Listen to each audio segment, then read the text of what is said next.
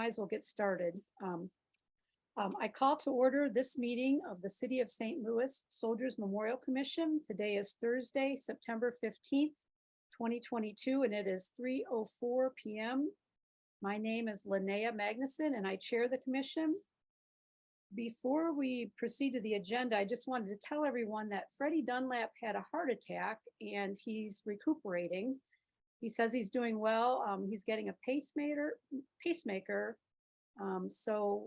Look forward to Freddie's return to good health and full recovery, and to seeing him at our next Soldiers Memorial Commission meeting. So to return to the agenda, proceeding according to the agenda, we start with the roll call of Soldiers Memorial Commissioners in alphabetical order, starting with Corinne Barget. Here. You're here. And Freddie Dunlap is not here. Maurice Falls? No. Jason Fletcher? Here. Yes. Tom Gilmore's not here. Judith Hansis? I expected Judith to be here. Myself, Linnea Magnuson, I'm here, and Bruce Yampolsky. We don't have a quorum today, so I guess we won't be able to approve our meeting minutes from the last meeting. But anyway, moving ahead, Corinne, would you please lead us in the Pledge of Allegiance? Sure. I pledge of allegiance to the flag of the United States of America and to the republic for which it stands, one nation, under God, indivisible, with liberty and justice for all. Corinne, as I mentioned before, we don't have a quorum, so we won't be able to approve a meeting minutes from July, so that'll be tabled to our next meeting. Moving on, report on Soldiers Memorial. That'd be Mark. All right, let's see. I'm unmuted. All right, that's a good first step. Let me pull this up.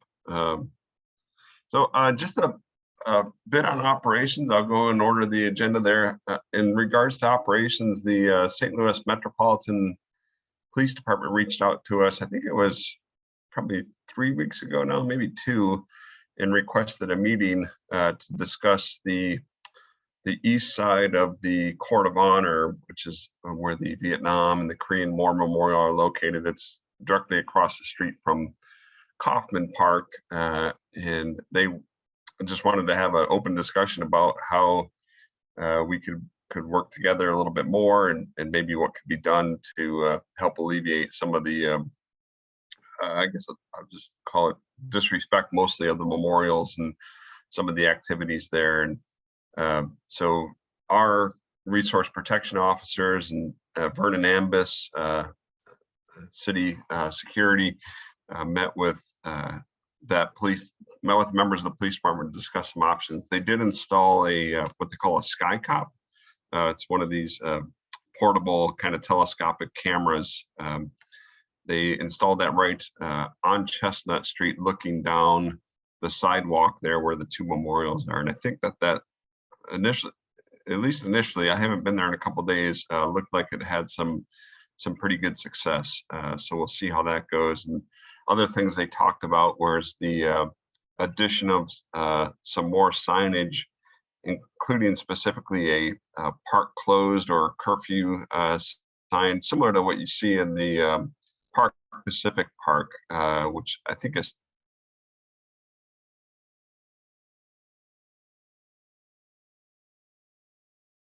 now. I'm seeing that, and the signs themselves don't work. I mean, they don't stop the behavior really, but they do give the police and our resource protection officers kind of another tool. So when they go out and they have conversations with folks, there's something there kind of legitimizing what we're requesting or what we're asking them to do, because that'll typically will be the first response as well. I didn't see the sign, or I didn't read the sign. So if there is no sign there, we don't have much of a leg to stand on. With a sign, it helps a little bit. I don't think very many people read the sign and then behave accordingly, unfortunately. But they are a tool that both the police and our resource protection officers have requested. So hopefully that'll get a little teeth. We definitely saw a large increase in traffic in that side of the Court of Honor, probably over the last, I'd say probably 6 weeks or so, which was a little unusual because those folks mostly had stayed out of there. And, you know, some would trickle in, but we definitely saw an uptick, and not really sure why or what caused that. But I think that's what caused the police to reach out. So anyway, that's a little bit of an update. We are also looking at adding some fencing pieces between the memorials. If you're you might have trouble visualizing this if you don't see it very often, but there's two kind of like rectangular stone walls that are separated, actually 3, that are separated by about like 3 or 4 feet. And what's happened is that gap enables folks to cross from Coffin Park through the landscaping in between those signs and then over onto the sidewalk. So we're looking to get some estimates on adding some fencing in between those memorials, which at a minimum would keep them from damaging the landscaping. They've worn a path through there. If you haven't seen that recently, there's a couple of paths that have been worn through. So I think that would probably stop that traffic flow anyway from that vantage, and maybe have some impact. It might be enough to be a deterrent altogether from even coming over. I don't know, but I think it's probably something worth exploring. So that's a couple of updates on kind of security operations and whatnot. Otherwise, in regards to the building, the lower level is now completely closed. Yep. Is there I'm sorry, question? I just wanted to tell you, this is Linnea. If you need any help with any of that, just let me know, and I'd be happy to help with anything like that if you need some help or whatever. But it's really good that the department reached out to you. I think that's a very positive move. So yeah, that was, you know, that's the first time that's happened. I certainly appreciate your offer of assistance, Linnea, and you know we've done some work together in the past on those types of issues. But yeah, this is the first time that the police have reached out to us, which was you know, kind of a pleasant surprise. And I think they you know, their showing concern was very nice and encouraging. So, and then they had that Sky Cop there within, I think 3 or 4 days after the meeting. It was there. Let me ask you, what does that do? Is it like a drone type of thing that they look down and then they respond if they see something? I'm not sure if it goes that far. It does feed into their overall camera system. I do know that, which reports back to kind of a centralized control center. Okay. And you know, certainly it records footage. So if something were to happen, they have it, and they have encouraged us to not be afraid of, I guess, overcalling or over-reporting things that we see, because we certainly see, you know, open drug trades and things of that, you know, happening. If you stand on that anywhere in that vicinity long enough, you'll see that stuff happening. So I think that they would, you know, we can report. They encouraged us to report more of that, you know, as we see it. And I think with the Skycam footage, you know, if they wanted to pursue it, you know, and had the resources to pursue it, they certainly could with that recording. I think primarily it's a deterrent, really. You know, just its presence, and that's what we saw almost immediately. Was, you know, that area was almost entirely vacated soon after that went in. So, so yeah, it was. So that's been encouraging. So of course it won't stay there forever. So we'll see what happens. You know, if we can change behavior patterns, if it's there long enough to do that, you know, it might have a little bit of a lasting effect. But you know, it's a tough situation because there's a lot of people, to be quite honest, that do nothing wrong. You know, that they go there and they sit in the park, and you know, they are folks experiencing homelessness, but they're not, a lot of them aren't doing anything wrong. They're just there. And then there's others who are, they're engaged in either illicit behavior or disrespectful behavior in that area. And so it's tough for us because we don't,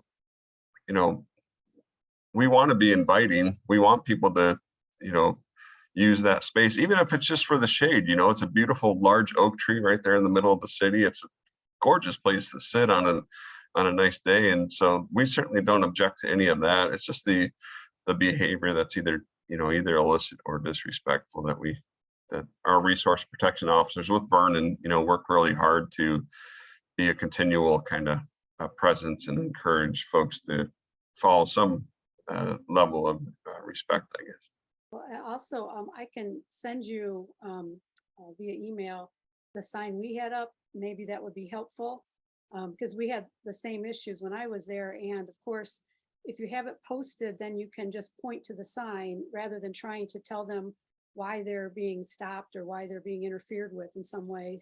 Right. I can just send that to you, and you can use it if you want to. If not, use any information on it if you want. If not, just delete it, whatever. But I'd be happy to send that to you. Yeah, that would be helpful. I'd certainly like to look at it. We've had a lot of talks about what we need, and another one, and Kate would echo this, is trying to keep folks off of the anchor. That's a object that's on loan to us from the Navy. So it's a museum artifact, I guess you call it, and so we try to keep folks off the anchor too. So we'll be adding some signage there as well. So yeah, anything you have, Linnea, we'll certainly be happy to look at it. And yeah, thank you. So moving into the building, the lower level is now completely closed to the public, and they're really well underway with installing the Vietnam exhibit, which will open on Veterans Day. They're in that space now, erecting temporary walls, which will kind of create the flow through the galleries, and we'll are busy installing cases where the cases need to go, and so all that stuff's being moved around. So it's pretty chaotic. Not chaotic. It's a work zone. So we're keeping the public out of there until opening, which will be on November 11th, which is kind of the next thing I'll roll into, which is the exhibits. Vietnam at War and at Home is scheduled to open on Friday, November 11th. Everything is still on schedule and looking good. There will be a premiere event, which will be on November 8th from 5:30 to 7:30 p.m. And you all will receive invitations to that. But if you want to pencil that into your calendar now, you're more than welcome to do that. But you will receive a formal invitation for that. That's November 8th. So a few days before the official opening to the public from 5:30 to 7:30. And then there'll be another event November 11th, the evening, a grand opening event for the exhibit, which will be 4 to 6 p.m. on Friday, November 11th. And you're definitely more than welcome to come to that as well. So keep an eye out for those invites as they come out. We are other exhibits that are kind of working right now. We have 2 banner shows that are going into the one into Mac downtown, one into Mac West, and then we'll do another rotation at 1520 Market for a new banner show there. But the downtown the athletic club downtown will receive Vietnam at War and at Home, which is essentially both promotional and educational. It's really promotional, trying to drive people to Soldiers to visit the real exhibit, but it also obviously has some of the its content is based on what's in the exhibit as well. So there's the educational piece. And then the Athletic Club West is receiving the Battle at Home Veterans Homelessness. And this is the exhibit that the Teens Make History program developed over the past year and is currently installed in room 206 on the 2nd floor. So, and then Lydia Prebish, who's our education coordinator, she's going to start. One thing we haven't done well with those is, we have the shows at 1520, and we have the banner shows at both athletic clubs, but they really could take on a much bigger life than that and go to schools and libraries and other places. So Lydia, that'll be on her kind of work plan for this coming year, is to find additional homes. And we have quite a stockpile of these banner exhibits now. I think we have 5 or 6 of them. So there's a lot of options for different groups if we can connect with them and if they have a suitable space for it. That's it on the exhibits. Into programs. Really excited, and unfortunately I'm up in Buffalo right now about places for AASLH, but Stand Down is 2 days from now, this Saturday, and it's really come together, I think, really nicely. We have, I think, over 35 veteran service organizations who are coming to soldiers who will be tabling both up in the assembly hall and also in room 206 and in the Gold Star Mothers conference room. So really all over the second floor, providing all kinds of resources to veterans who are either experiencing homelessness or who are at high risk of falling into that. So it should be really good. And Cassie Strom will be there with her group. She's kind of been the, I guess, official, unofficial leader of the event this year. She's really taken a lot of that on, and we'll be out on Chestnut Street as well. And Linnea and Travis worked with Parks to get us some trash cans and picnic tables and parking permits. And Chestnut will be closed between 14th and 13th. So it really should be a nice event. I think could be the kind of the beginning of really revitalizing a pretty significant stand down event, which has been going on at Soldiers for years, but certainly over the pandemic and other things that kind of suffered and fell apart a little bit. So it's kind of being reborn now, and it looks like it's really taking great Stand up shape. part about it as well, that it's stand down / stand up for women. Yeah. Yeah. A new component, which I'm very excited about as well. Yeah, so we were able to get the stand-up all in room 206, which is one of the large meeting rooms in the upstairs, and that'll be dedicated exclusively to servicing women veterans who are at risk. And Cassie's been doing that for years. So it's really kind of nice that it's kind of combined now, and it's all happening at Soldiers or on the grounds. So I think it's going to be a great event. I really wish I wasn't missing it, but here I am. But Molly has been making sure she does just as well as I do. So so it's good to have her there and working with everybody else. So and other events coming up Saturday, September 24th at 11 a.m. Lindsay Davis, our program coordinator, she's been working hard on this. It's been pretty tricky, but she's been trying to pull together an animals in service program. She has, and this is both kind of historic and also contemporary, but she has the pigeon folks. I don't know the name of their organization, but they train racing pigeons. Of course, pigeons were a fundamental communication method in World War I between lines. And so they'll be bringing some pigeons, and I think she has dogs coming from Scott Air Force Base, service dogs coming from Scott. And we were pretty close to getting some mules, but that fell apart just last week. But it was the Missouri, I think it's out of Mizzou.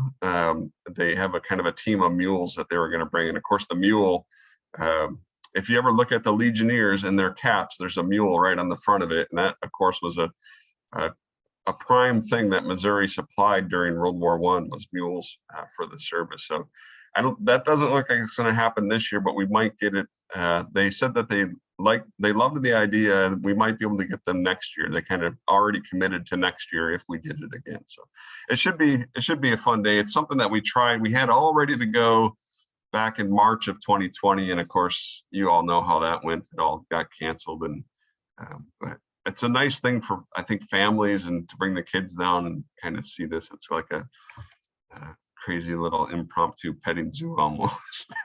I don't know, but it's got great service connection, and of course it's got a military history connection to it. So we'll see how that goes. And then the next day, on Sunday, September 25th, Fair Winds, which is a U.S. Navy band, will be performing in the Assembly Hall at 4 p.m. That's the first time that, at least, we've tried a concert there within the last 4 or 5 years. I'm sure they've happened in there in the past, so hopefully it works well. We do have acoustical paneling in there, and hopefully all the sound works out well, but that should be a nice thing as well. And then actually on that same day, September 25th, or Sunday, September 25th at 2 p.m., there's an organization out there that I had no idea about this, but it's called the Cultural Landscape Foundation. And they host these things across the country called What's Out There Weekend. And so they're coming to St. Louis, and they're primarily landscape architects. That's kind of their primary audience. So they're coming to Soldiers at 2 p.m. And you can register for these tours, and they're happening all across the city. And so we'll send you the link. We don't have anything to do with organizing it, but they included Soldiers as one of their tour locations. So they're coming at 2 p.m. on Sunday the 25th. And we'll be talking a little bit about the history of Soldiers Memorial, the development of Memorial Plaza. That'll be kind of my part. And then I'll have a landscape architect there who worked on that aspect of the restoration back in 2016-18. It's actually really fascinating.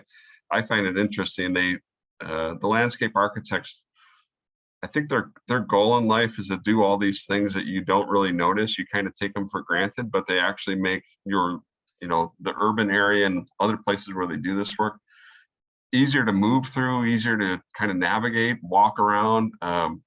They just have all these little things. And for me, learning about that has been pretty interesting to see what was incorporated into the Soldiers restoration.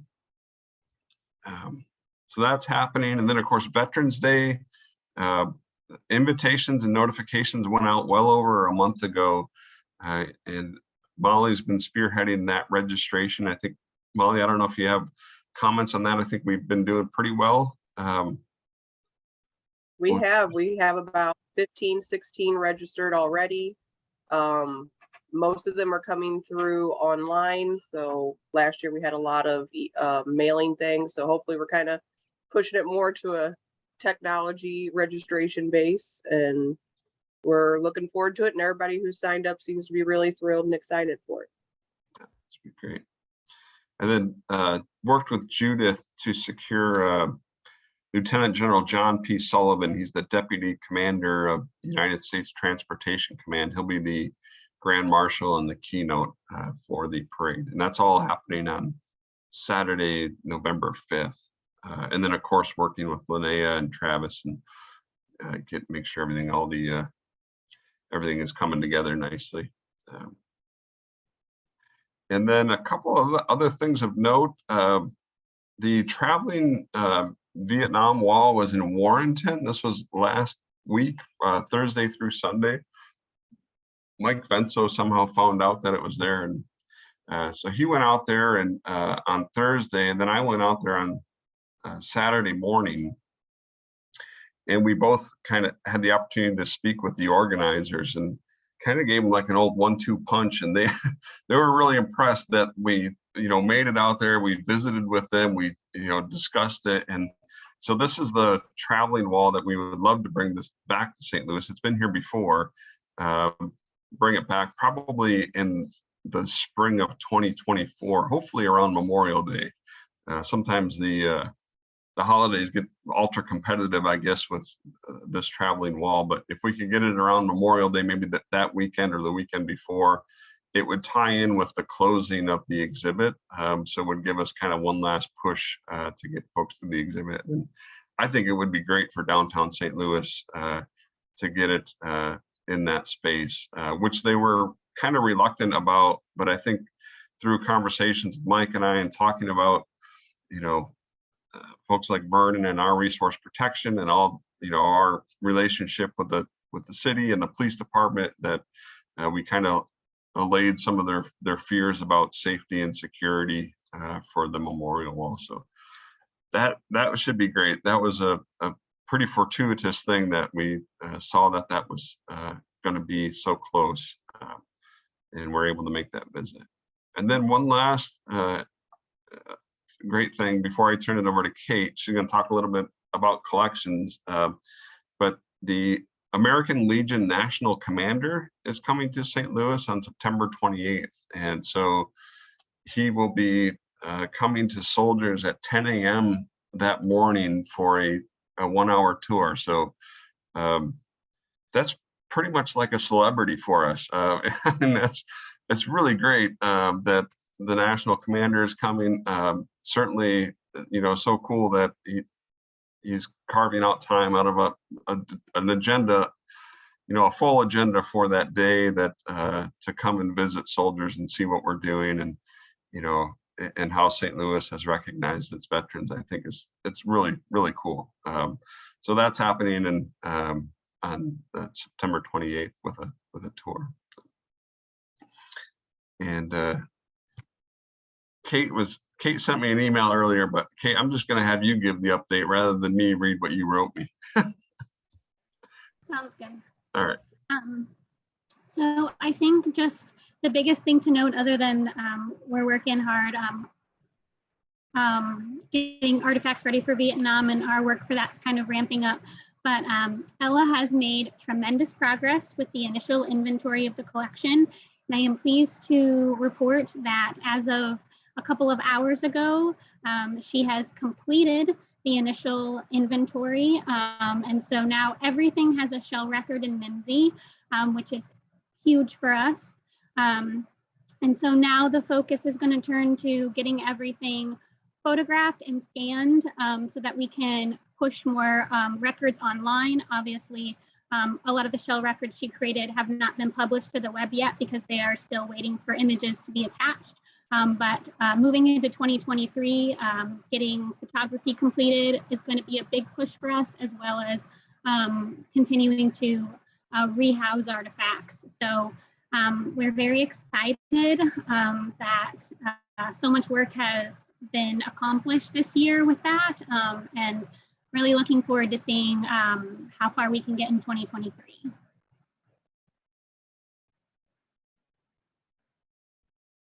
Yeah, out of all those things I said, I think the accomplishment of that, the creation of initial shell records for everything in the collection, it's got to be the best news of everything today. It's really so important and so critical that all is all now. All those records are created, and there's obviously, like you said, Kate, more work to be done, but that's just a really significant accomplishment. So I agree.